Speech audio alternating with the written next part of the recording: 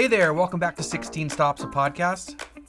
My name is Josh, and I'm here with Brandon. What's up? Brandon's ready, looking fresh, buddy. Thank you. I love having a concussion, and super bright lights in my face are not fun.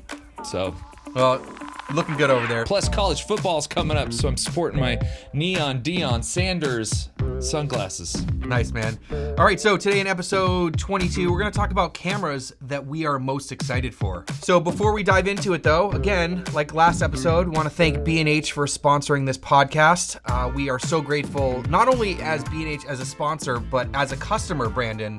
Like, I'm a customer, you're a customer of B&H. Why do you love shopping at B&H so much? Because this isn't like us just pitching this. Like, we actually do buy stuff from B&H. I have given so much money to B&H. Agreed. So much money. I would say one, selection. I can always count on B&H having the thing I want. Two, free shipping is dope, and they ship so fast, which is crazy. You get like free 2-day shipping. And then three, the Paybu card, because basically, who doesn't want to save the tax? Like, if you buy like a grip of equipment, maybe you have a big purchase, you drop $7,000, you're gonna save a tremendous amount of money on that purchase. So yeah, the Paybu card's pretty rad. I love the Paybu card because I buy all my stuff there and I just pay it off and save tax. If you're buying a $5,000 camera, that's a lot of money. That's a big difference, and another reason why I like to shop at B&H. Quick shipping, like you said, it's like free 2-day for most things, and sometimes even faster. So anyways, huge thanks to B&H. Like I said in the last episode, please go check out the links in the description. They are affiliate links to B&H for the gear that Brandon and I use for this podcast. And I was going to say all the gear that we're going to be talking about in this podcast, but I think we're going to be talking about cameras that don't exist yet. So yes, that's true. So One more thing real quick, Josh. Real quick before we die. The other cool thing about B&H that, I don't know why I didn't think of this earlier, is they have used equipment. And you can get used stuff there for cheap. And then they have like a great return policy just in case you don't enjoy it. Yeah, and I find that their used prices on camera bodies specifically, I like buying camera bodies used from B&H, are like as good or better than a lot of times on the used market, especially when you save tax, right? They are. Because if you buy on someplace like eBay, you still have to pay tax, even if it's used. So anyways, good call, Brandon. And you can't trust those eBayers. Not, yes. All right, so let's get on to the topic here. We're going to talk about cameras that we're most excited for, and we're basically talking about cameras that we either think are coming, would like to see, sort of a mix of all those things. And I'm just going to say for myself, Brandon, I don't have any insider information about any of this stuff, so a lot of this is just speculation and, I got nothing. All right, so this isn't like a leak video. Like, we don't have like sources telling us, that's not our world. All right, so I think we'll just go back and forth, Brandon. I think I have a couple of sort of brands and cameras that I would like to talk about, and so do you. So do you want to kick it off first? We'll kind of go back and forth. Yeah, sure. I would say I'm going to start with my most likely to happen video or camera in this video, and that's going to be the S1H Mark II. So the Panasonic S1H Mark II, and that's, I would say, the reason I'm so excited for this camera now that I'm in the L mount, that's probably the big one, is just possibility, potential. I think this camera has a metric crap ton of potential, honestly. The more I use my S5 Mark II, the more I am happy with it, the more I enjoy using it. I think it would be hard to argue that Panasonic consistently has just thrown so much value into their cameras. The S5 II is no exception. It is packed, jam-packed with great features if you're a video focused person. And I think for the price, it's like the best value out there. Sub $2,000, you get absolutely just almost everything. And that's the point. Like the Panasonic S1H, when it came out, it was just a tank, and it was amazing. And so for the Mark II, now that they have their weakest link kind of fixed with their autofocus, now that they have phase detect autofocus, I think the potential of what an S1H Mark II could be amazing. I mean, it could have internal ND. I think Sony's going to do it first, but I'm not going to put it past Panasonic that they won't try. I think the dynamic range is going to be awesome. If this thing has like 6K, I honestly, they'll probably put 8K in it, but I'd rather if it just had 6K and they focused on that. And maybe they throw in like the Bluetooth wireless receiver that we've all wanted for our audio equipment. I don't know. I just think the potential is there to make this camera absolutely bananas, considering it's probably going to be around $4,000. S1H was a massive release, and I believe it's also a Netflix approved camera, I think. So it's up there in terms of video specs and all that kind of stuff. And still a very powerful camera. And I think that the S5 II and S5 IIX, like you said, Brandon, great value. People ask me all the time for recommendations, and people ask me about the Lumix. I'm like, for the money, it's really hard to beat it for video because of all the capabilities and specifications and stuff that it has going for it. Now, Panasonic, I think, is entering a new phase, and I guess I meant that pun there, with the phase detect autofocus, was that with their full frame cameras, we have the S5 II and S5 IIX, but we're still waiting for, and the S9, and we're still waiting for those sort of like pro level cameras. We're looking for the S1R Mark II, the S1H Mark II, or if, you think I'll call them S1H Mark II or S2H? I don't really know, but yeah, I don't know.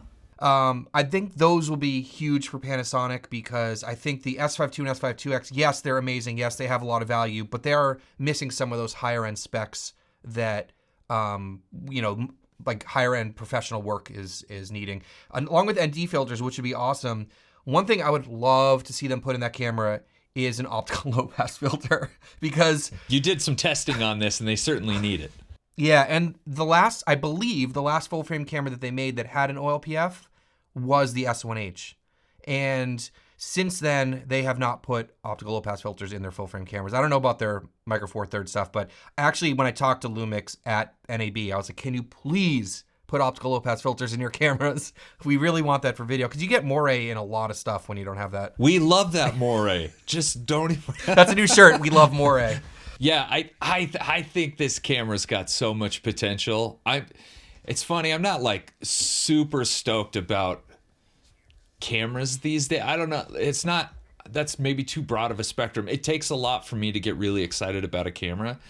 And I just like the trajectory of Panasonic. I like what they're doing, like their mentality when it comes to like making a camera. I know we could maybe like debate the whole S9 thing, but when it came to like their history, historically, they really have done everything they can to just dump as much as they possibly can into their cameras. They did take way too long to put phase detect in. They were sitting on that for a long time. Absolutely. And that's like, that is your case against them, right? It's like, come on, just put some phase detect in. That was the hill they were going to die on. They're like, no, contrast detect is better. No, guys, like they got there though. Very strong video workhorse camera, probably used for lots of different stuff. Of course, they have the best IBIS out there. Oh, for sure. Camera won't overheat, like you said. It'll probably, and it was like one of the first cameras that had that bendy, flippy, tilty. It has that full thing on it, the S1H. So it is a big camera too. So I'm curious if it will be bigger than like the S5 II. Absolutely. Yeah, I'm hopefully we see it soon. I'm hoping maybe in another month. Who knows? Like we said, we don't have any insider information at all. I was just assuming that this was going to follow the SL3 release from Leica because that's sort of how that arrangement works with Leica and Lumix. Like I thought we were going to get the S1R Mark II, then we're going to get the SL3S, then we're going to get the S1H Mark II, and it would be a similar camera, but I don't know. The S1R Mark II has not come out yet. I have heard from a few different sources that partnership is no longer a thing. Oh boy. And that might be the reason why. Okay. Do you have any more details you can share with us, or is that just about it? That's about it. Come at me, Leica. Yeah, so if you guys don't know, the people watching, I always say you guy, and I'm talking to Brandon, but the people, all of you watching, I always get confused when I watch the podcast, when I'm editing the podcast, I'm like, I should have said that differently. There was a relationship between Lumix and Leica where they were sharing different things to produce better cameras, so... The L-mount alliance.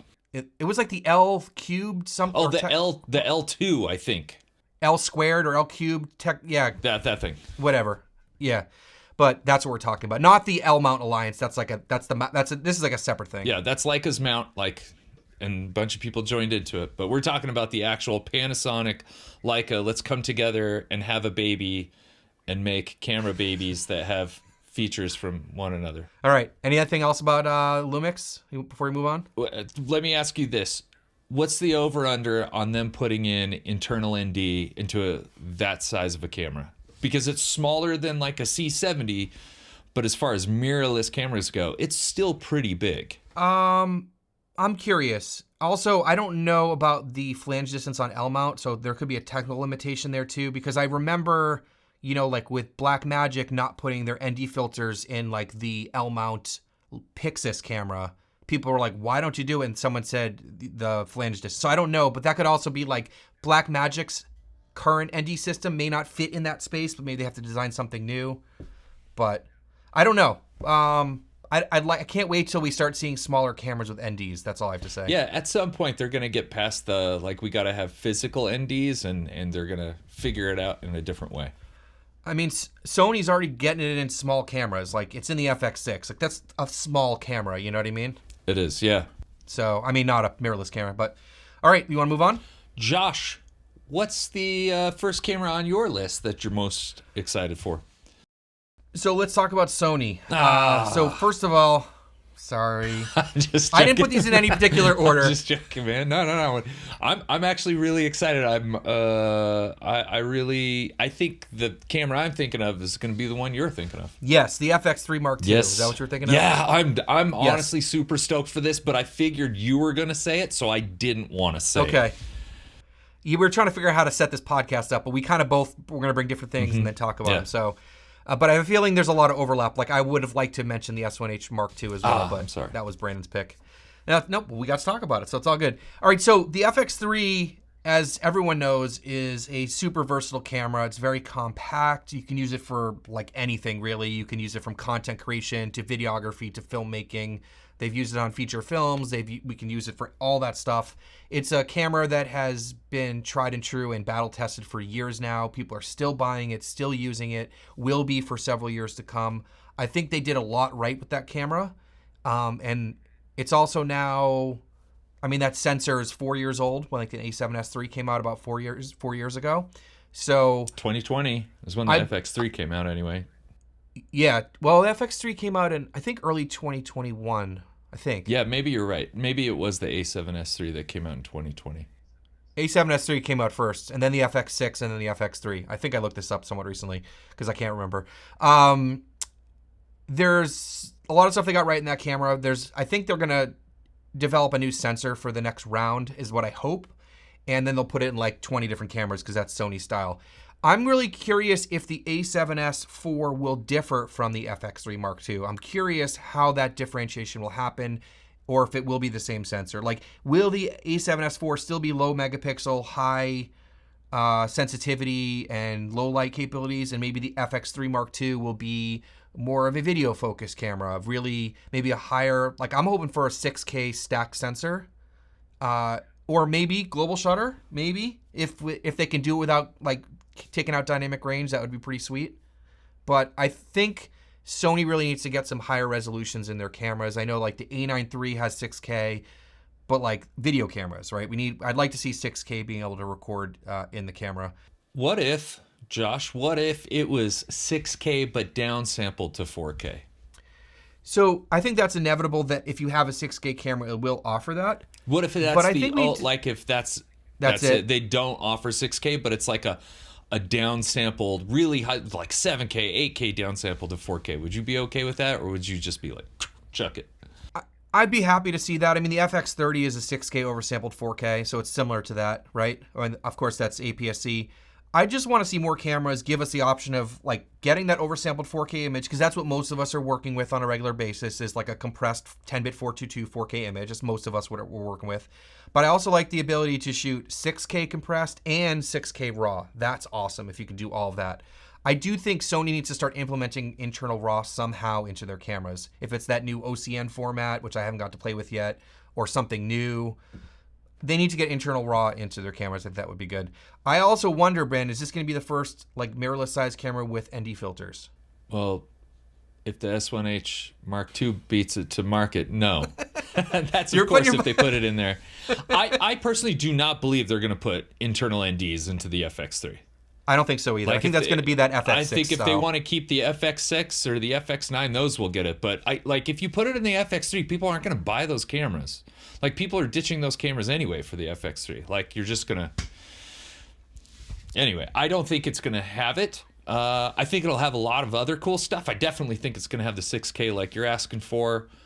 I don't know about internal RAW. I would love to see it in there. I mean, that's the one thing you can count on from Sony. They're gonna throw a bunch of really cool shit into that camera. They know that camera is like their red Komodo, right? Like, this is the camera that's gonna sell so much for the next... I mean, like, if you try to find a used FX3, good luck.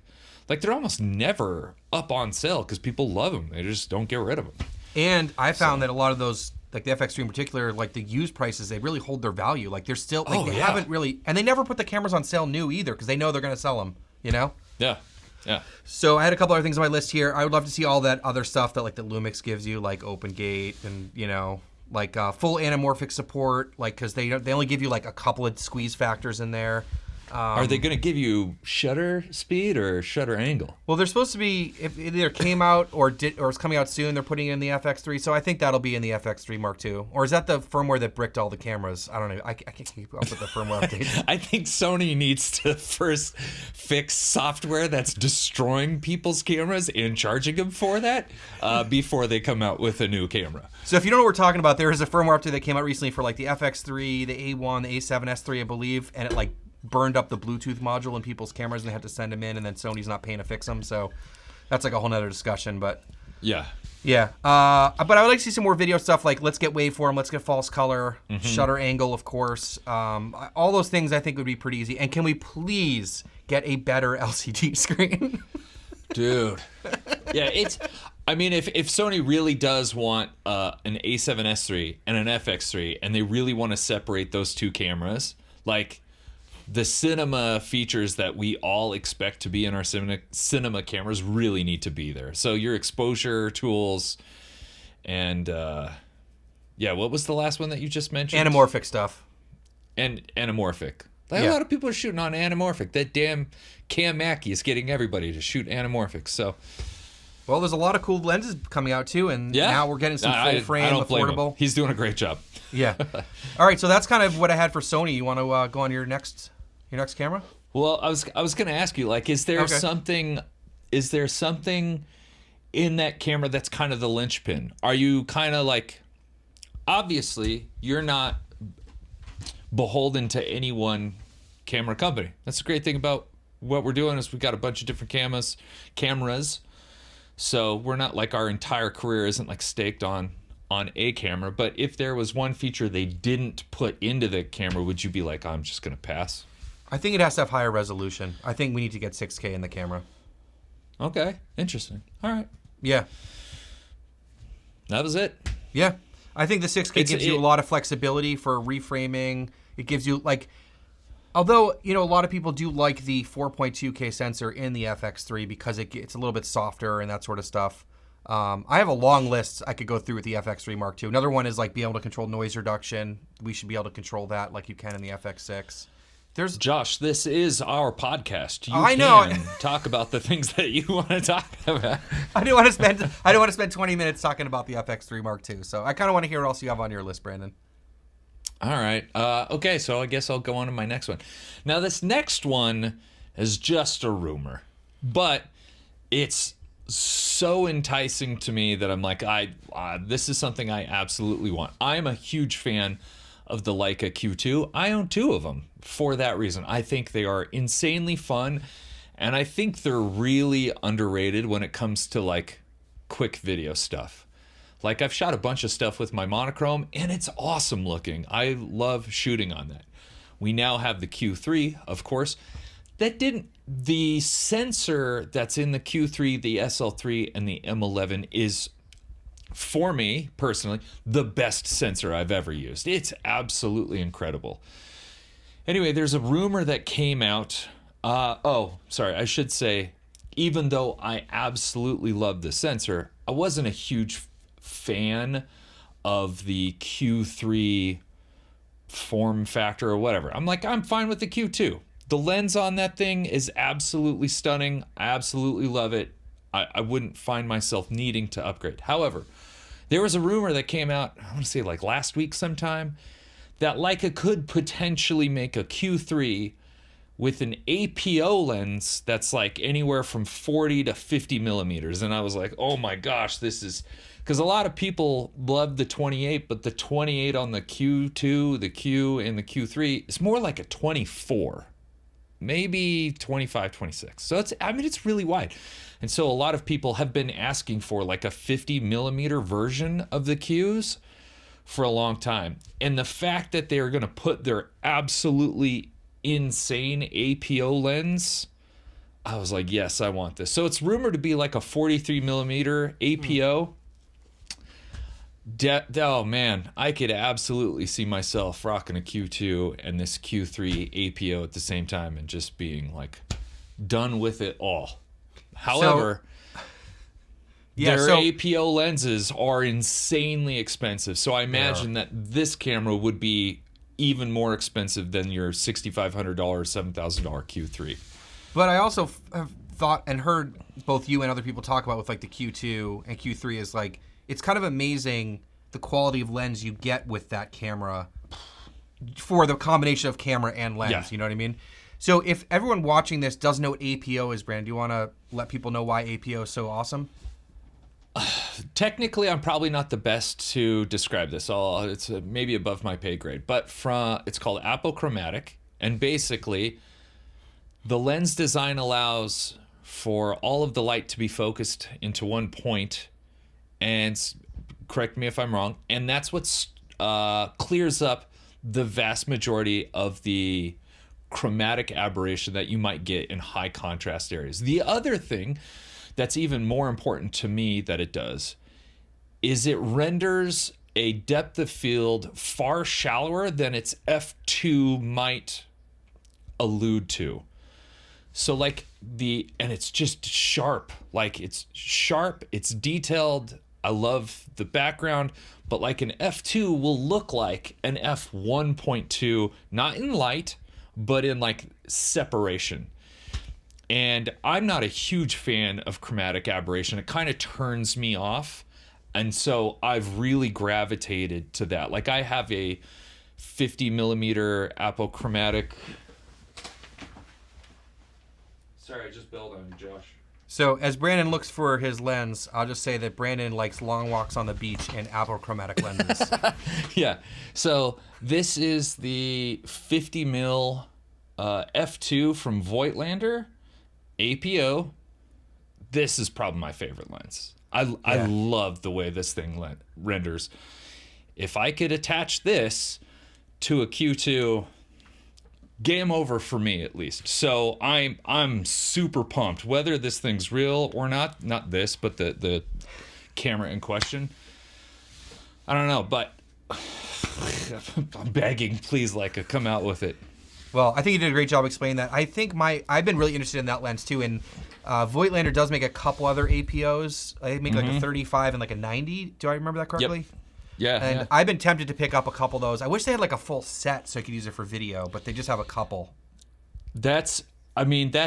Leica does. They have a 21, a 28, a 35, a 50, a 75, and a 90, plus a whole bunch of others from like Leica. Yeah, but you'd have to mortgage your house or something. Yes. Yeah. They're insanely expensive. They're like anywhere from like $5,000 to $6,000 a piece. It's also the reason my 24 to 90 I love is because it is somewhat, even though it's not stated, Leica has said that it is kind of apochromatic in design, and of course I absolutely love that lens too. So really pumped for this. I would love for it to come out, if not whatever, but I think most people are like, yes, please come out with this camera.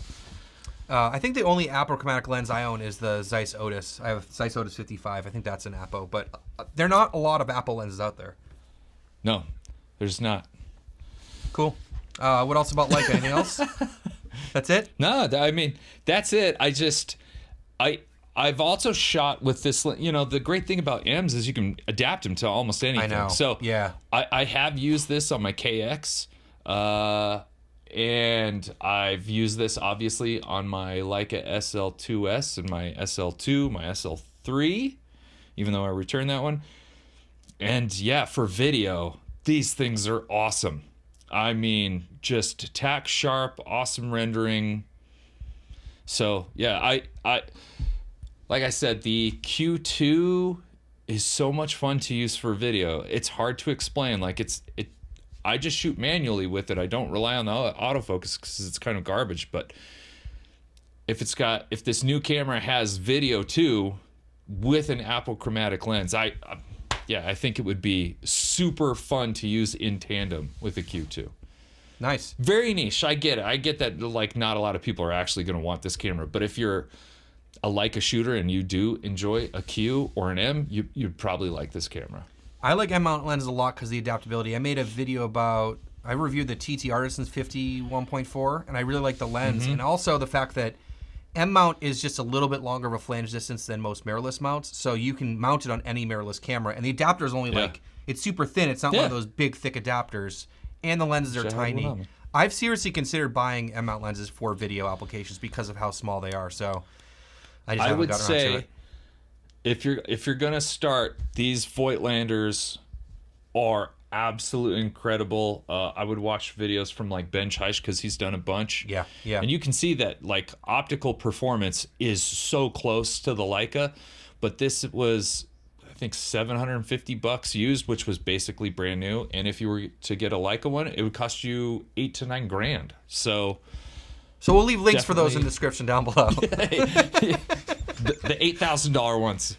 Yeah, or the cheap ones. Just make sure you click the link. Go do some shopping at B&H. I said we weren't going to talk about anything that actually exists. So, you want to move on from Leica? Yeah, it's your turn, Josh. Number 2. Of course, the predictable one. Let's talk about Canon. So, I actually have 2 cameras to talk about, if that's cool. Okay. Yeah. Josh, it's totally cool. It's our podcast. I know, right? but like and you I also was trying to live stick to hundreds of miles away, so I can't do anything about this. That's true. You could just end call. we can't cancel the podcast though. We have obligations with B&H now. We have to put out episodes. Yeah, we have. Thank you, B&H. So everyone, you can thank B&H because we have to still make podcasts. So with the R5 II that just came out, I got my R5 II here, Brandon. I'm working through the technical testing and stuff. It's gonna take me a while with this camera. It's very complicated. There's so many modes and stuff.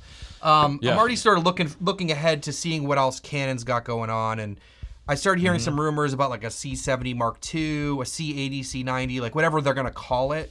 There's a lot of I've heard different opinions and maybe rumors, whatever, about like maybe it's like a C70 sensor, Super 35. I think they're gonna go full frame. I think if they're either going to use the C400 sensor or something like that, and they're going to have this like, chunky DSLR C70 style body with like a full frame sensor that just kind of beefed up version of the C70. That's what I think makes the most sense. And then you have like, let's call it the C80 because it's going to have a different sensor if we're going down this theory route. And then it would pair with the C400, kind of like the C70, C300 Mark III, but the prices will be a lot closer. It'll be easier to make that difference between them because they priced the C400 at $8,000 versus the C300 Mark III was $11,000 when it came out. So it's like if you need the bigger body, you need all of the I/O, then go for the C400. That's one camera I'd like to see. Gotcha. And what are you calling it? Just so I can like chunk it into my brain. I don't know. Like I don't like. Let's call it the C70 Mark II. Let's call it the C80. Oh, okay. Or the C90, something like that. Let's call it C80. I don't know. Making this up. Okay. Now the other one is the R5C Mark II, and I think that a lot of people are wondering if that's going to happen or not. I think a lot of people. We made a whole episode about the R5C, and that we think that. I had heard a rumor that it was going to be on the roadmap for 2025. So that was the only thing I'd heard. It was this one thing. I do think, though, when the R5 II came out, a lot of people were thinking, this is going to replace the R5C. I don't think it does. I think the R5C still has a spot. And I made a video about that on my channel, too. And I'm going to do a lot of testing between the two because a lot of people... I think the C70 or R5C question that I get every single live stream and I think is going to become R5 II or R5C. I think that's the new question. It's going to take the place of the C7. So I got to do a lot of testing to see that, but I do think it would be cool to see a cinema version of this camera, or what I really want to see is, I'm going to call it the Canon FX3. I want to see Canon make an FX3. That's what I want to see. Like a proper, stop it with this photo style, like make it a little video camera. That's what I really want to see. Yeah. I would love for Canon to just not put photo features in a camera and just go balls to the wall And small. on cinema in a super small form factor. Yeah. And so if they made like a Canon R5C Mark II, I would be totally fine if they got rid of all the photo stuff and they just went after video in the same like form factor, you know, fan, doesn't overheat. I think you're right though. I think like Canon would be, I think there's a big enough market that are going to be like, please still make a follow-up to the R5C. I think they could still be really successful if they, I feel like they do have to change the power, the battery that they've currently are running. I think they, if they want it to be a successful tiny mirrorless video, you know, it's got to have a different battery. I think that's like, if I were to jump back into Canon, I would love to go with that camera, and I would need a different battery out of it. Yeah, they need. I was hoping they put a new battery in the R5 too, but they did. I mean, it is a new battery, but it's the same size battery. The R5C is kind of my main camera still, and as much as like I rip on it and everyone else rips on that camera all the time, I just wind up using it all the time for like everything. It just kind of does everything. And I personally kind of miss mine, honestly. Yeah. I do. It's so easy to use. I love the image that came out of it. Obviously, it's got its flaws, and I think if you're going to now do a version of the R5 Mark II and a C, and you give it C-Log 2, like, I mean, you're fixing so many things anyway, but is there anything else that they would have to put in an R5C Mark II for it to be a camera you would buy besides a new battery? I'm going to keep saying this, but I want 6K and not 8K. Like, I would like a smaller, less resolution sensor, because then you record RAW, it's not ridiculous. Like, the 8K RAW is ridiculous. It's huge. So yeah, they did implement this new feature, which I started experimenting and testing with, which is the 4K SRAW. It's like a line skipped or pixel binned 4K RAW, similar to like what's going on in the Nikon world, because they do that in like the Z8, the Z9. They have that 4K weird RAW mode. I mean weird because it's not like oversampled. It's some other proprietary, way that they're throwing away information. Yeah. So that's what I'd like to see. I'd like to see it, like you said, being less of a photo camera and being more of like an actual cinema camera. So get rid of some of the photo stuff. Yeah. Yeah. That's where I would like to see that, like, if they were going to do this FX3, you've got your A7S III, which is the R5 Mark II, and if you got an FX3, that's the C version. And like really spread that gap out a little bit more. I know it would anger a bunch of people, but for the people that are buying the C type, that would probably make them really happy. Yeah, and just to piggyback on what we were talking about before with the C80, whatever we're calling it, I do think they're just going to be pushing full frame moving forwards with all their cinema cameras. I don't think we're going to see more Super 35 cameras. That's just my guess. All right. Time will tell. I think we'll see Super 35 or APS-C like hybrid mirrorless cameras, but I don't know about video. But not from a cinema? Yeah, because I mean, all their lenses they're coming out those new power zooms, like the 24-105 2.8, and I saw a rumor about like a 70-200 power zoom as well, and so those are all full frame lenses. So that's my thought. But anyways, that's kind of where I'd like to see Canon, but we'll see how it goes. No one knows what's going on with Canon. Nobody knows except for the monkeys. Yep. All right, so on to your next camera, Brandon. My third and final camera is what I would call the Nikon Z10. I think it's simply a matter of time before Nikon takes the newly acquired Red technology and throws it into one of their already very capable mirrorless cameras. So I'm just calling it the Z10, but I would love for Nikon to take something like a Z8 and throw the KX sensor in there. Something tells me the KX sensor will go in before the Raptor X sensor. But if they could take a KX sensor, put it in that camera, and give you R3D, I think that's enough to get people to start switching systems. What would the form factor look like to you, Brandon? You think Z8 size? Yeah, I'm like literally. Do you have to do that much? This is what I would want to see. I think the only thing for me right now that I looked at the Z8, like instead of going to the Panasonic route, I was looking at the Nikon route. Obviously, I'm a big fan of Red, and so I'm like, I don't know, I'm gonna check out Nikon. You ripped on Nikon so hard, Brandon. You said you would never buy a Nikon because they don't like the way they look. I did. I did. They are super ugly. But at some point, if you're gonna give me the things that just make my job so easy, I gotta look at it. Like, well, no offense, but the S5 II is ugly as shit too. Like, that's a plastic little toy, but it's incredible. So I'm using it. All right. So I just like, if you could give me a screen that also flipped around, that's the only thing that I need out of that Nikon Z8. I even hit up another company that's really good with electronics. I'm like, can you guys just fix this for me? And they're like, we could, but like warranty, and if that ever got around to the big company, like we might be screwed. So I was like, all right. But that's all they would need to do. You take a KX sensor, R3D, Nikon autofocus, and a flippy screen, and I'm your boy. I think I do think that's coming down the road. I think there's a lot of things. Obviously, it's going to take years for them to sort of meld their two systems together. It's not coming out in September. Like no, I think it's going to be a year or so. The thing I'd be worried about is the cooling because, I'm always talking about overheating, but if you think about like a Komodo or Komodo X, you can see through the camera, right? Like the fan, and when you run the thing, the amount of heat that comes out of that is mind-boggling when you put your hand next to it. So I think that's going to be probably the tricky bit to put in a mirrorless camera. Well, the other part of that is like, I don't think just because you're going to put the KX sensor in there, you're also going to get all of the processing that Red's doing to manage everything that they're doing with that sensor, like frame rates and stuff. I'm not saying like just because I put the sensor into the camera, I also expect these types of frame rates. But if they reduce that and just paired it with autofocus, their lenses, because they make fantastic lenses, that would be super rad. Do they have to change the form factor? Maybe they do. I don't know. But it's exciting nonetheless. I agree.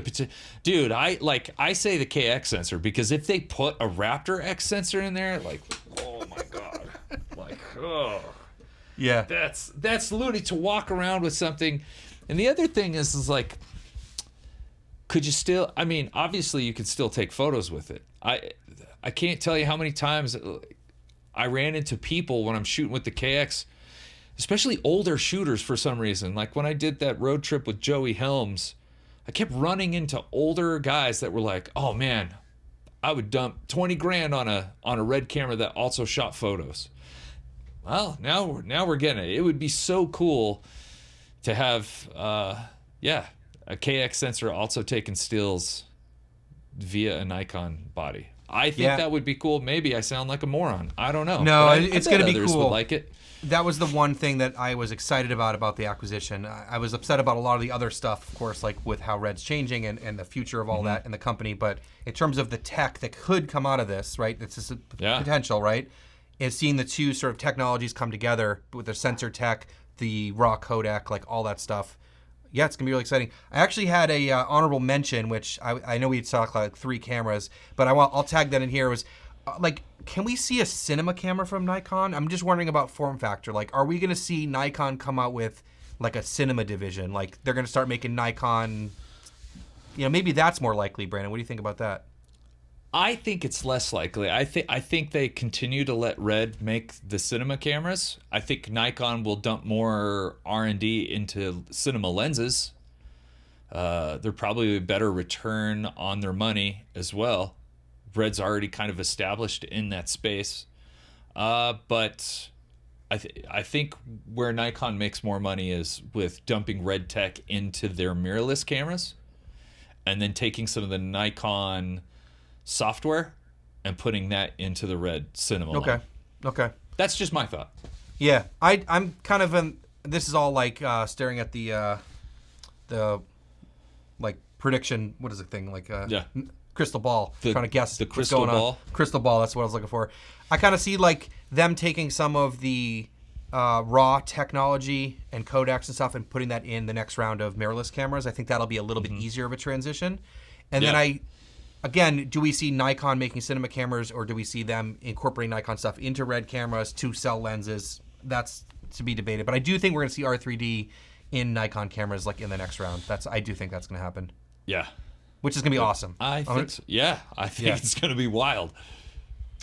Cool. Anything else about that? Nikon? Red? I really don't have any honorable mentions.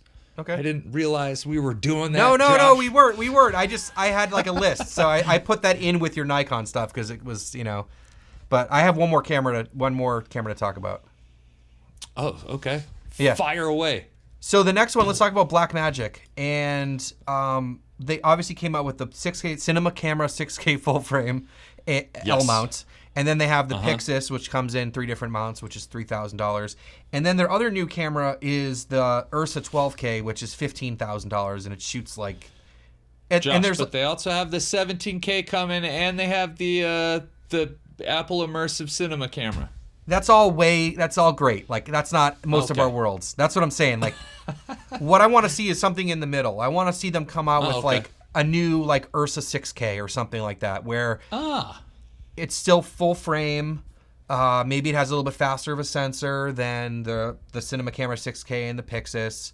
Maybe it's got a little bit more dynamic range. As like the Ursa like G2 had a lot of dynamic range, more so than the pockets, but it was a smaller, it was small sensor.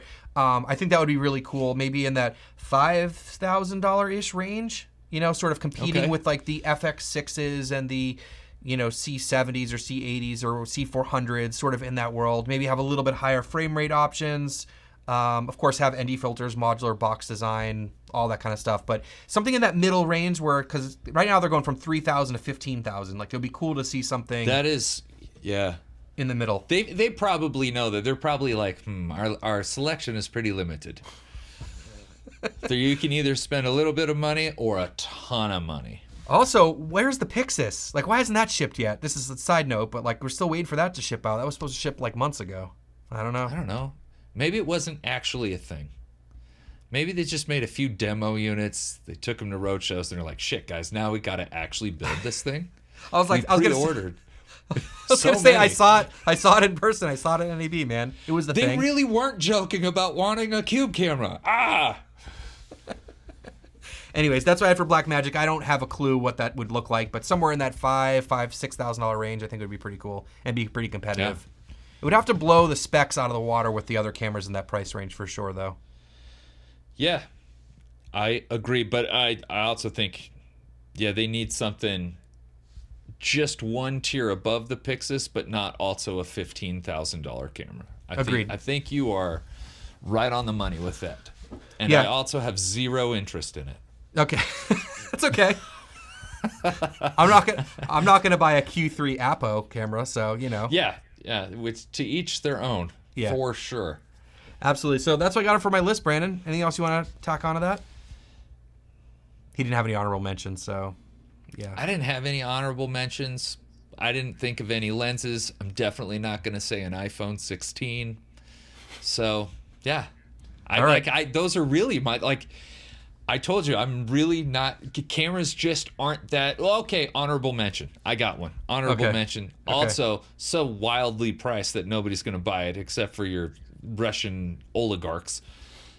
The new medium format camera from Leica is supposed to be coming out next year. Oh, yes. I did hear about that. I think Leica knows they really got to bring it, considering how much value you get out of a GFX, how awesome the Hasselblad, X2D system is.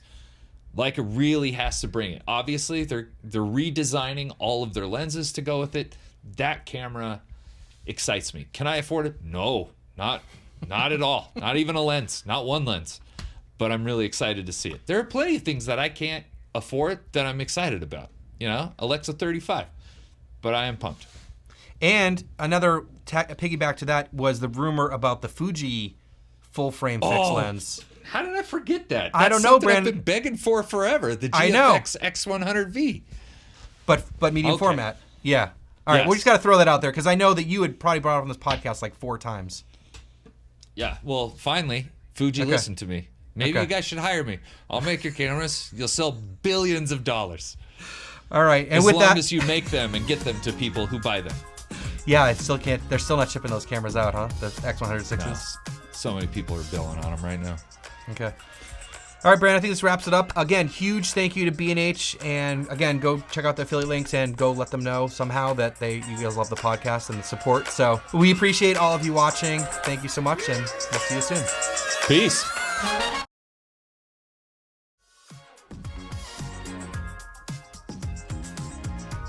So just like hold up a camera like that.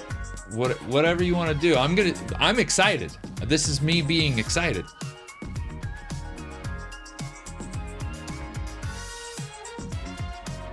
You look like you're on crack cocaine with those eyeballs. Wait, I gotta cover up. I gotta cover.